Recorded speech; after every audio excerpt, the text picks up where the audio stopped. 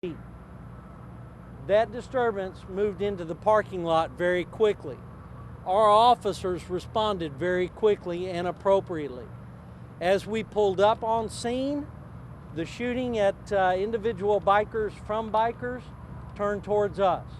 Our officers took fire and responded appropriately returning fire. The number of shots, who shot who, and all of that will be part of our investigative process. It won't be released right away.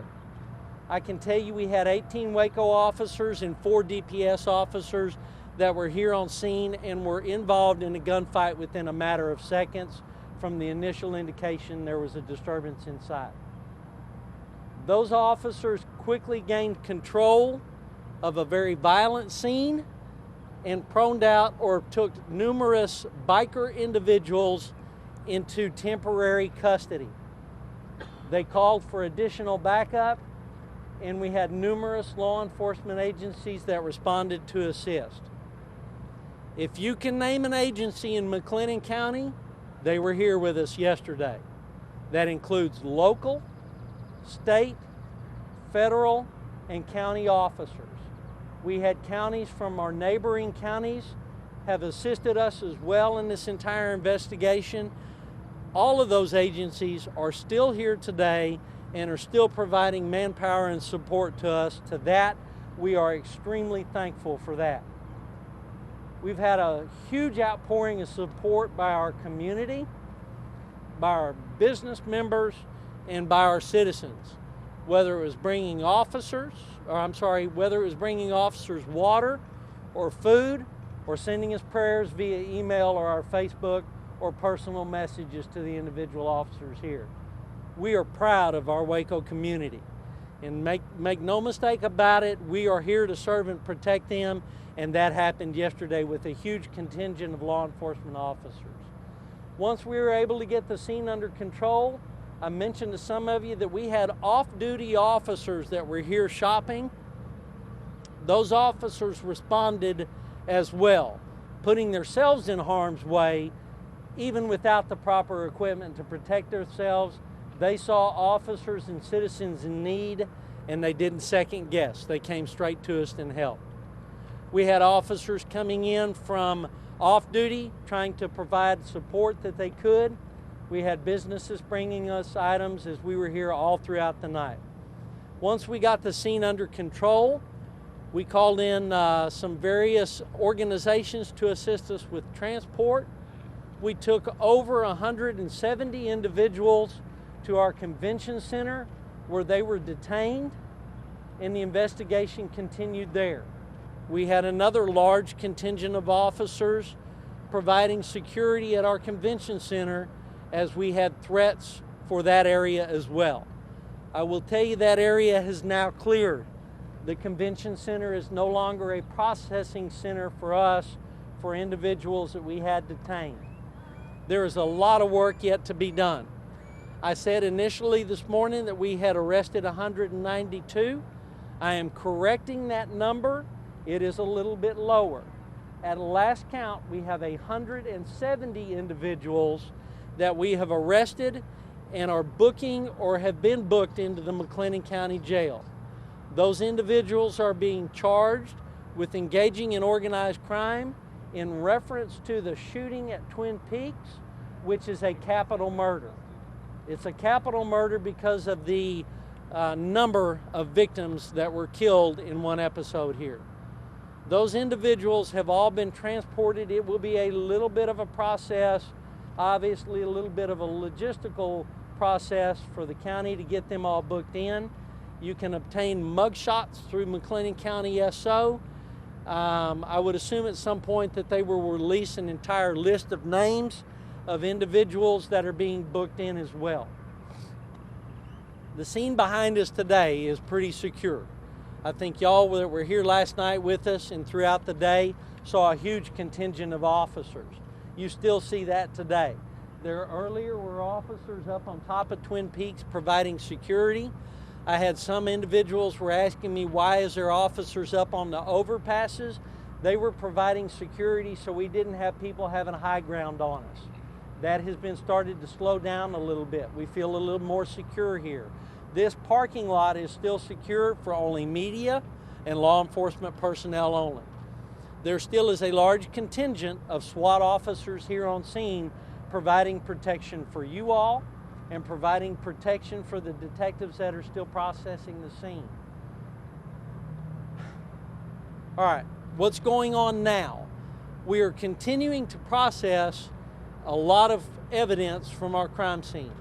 I just talked to our crime scene sergeant, the unit supervisor. He has told me that we are using various agencies and their equipment as well as ours. We are in the process of diagramming every piece of evidence, every vehicle, every blood spot, every body that was there. The bodies have all been removed and sent away for forensics and for autopsy results. Our crime scene unit is working with the FBI, with ATF, with DPS, with all of the local organizations. And at this point, what they'll do is they're going to go through piece by piece and process evidence in that scene. They're working on the diagramming part of that now, which means if there's a bullet here, they diagram it and they measure it. If there's a blood splatter 3 feet away, they diagram and measure it. Obviously, that's going to take a while. They told me once that process is done, they're going to start towing vehicles away from the scene. There are probably 100+ motorcycles that are involved in this. There are probably another 50 to 75 private vehicles that are involved in that. Some of those are suspect vehicles. Some of those are biker member vehicles.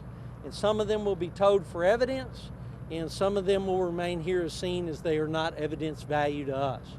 You'll see that start at some point later in the afternoon. I asked the crime scene sergeant for a time on how long he thought we would be here today. His best guess that he could give us was we will be here till dark processing that scene still.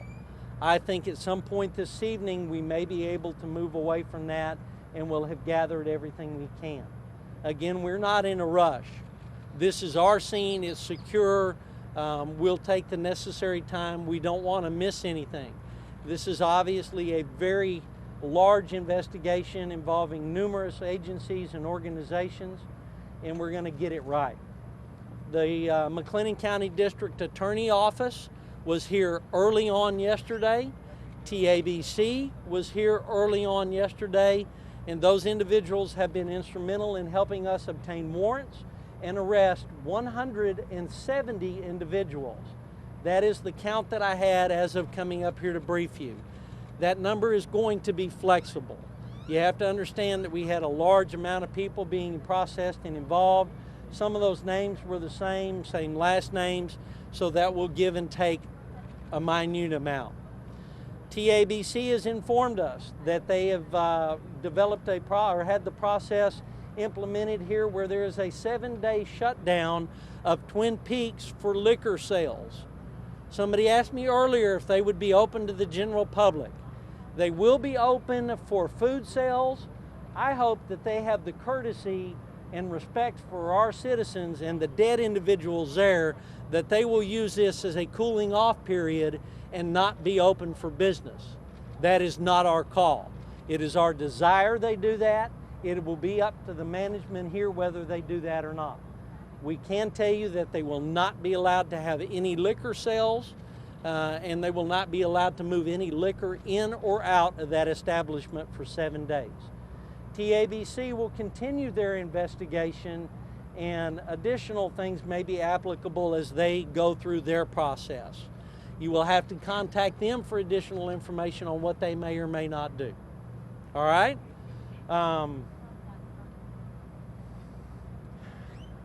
We without a doubt, we want to make sure that we mention the media assistance that we had here yesterday was very good in getting information out quickly to our public.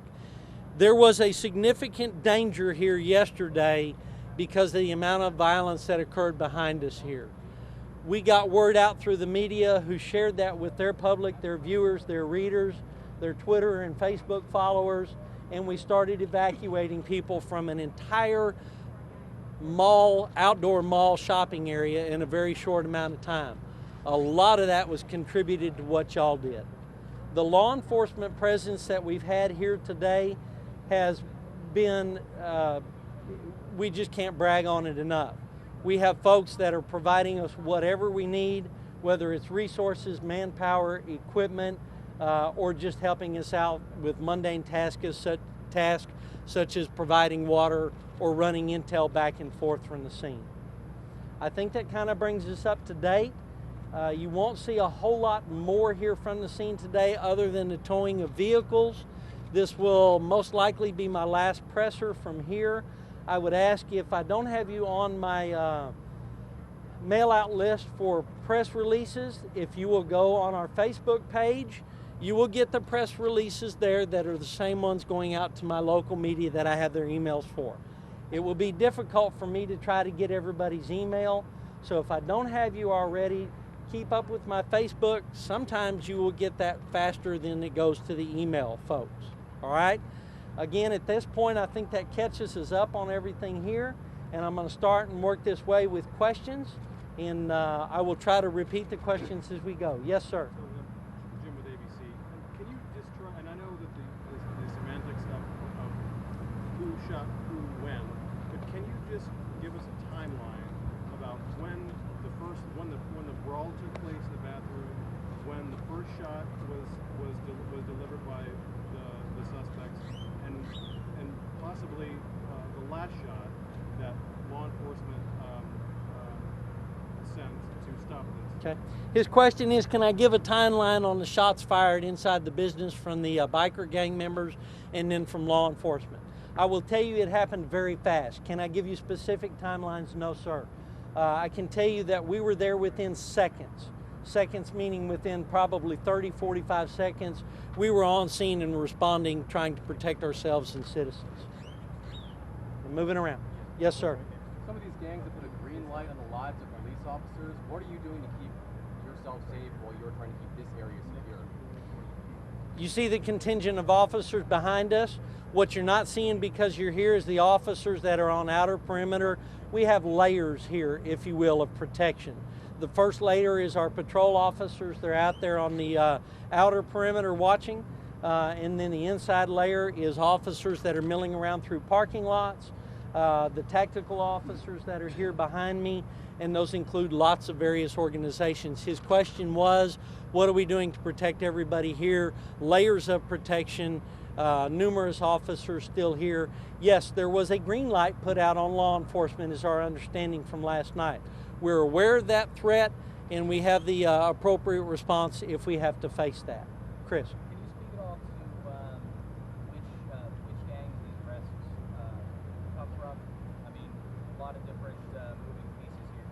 Do you have a breakdown of which gangs? I do. I will tell you this. We have 5 known gangs that were involved here.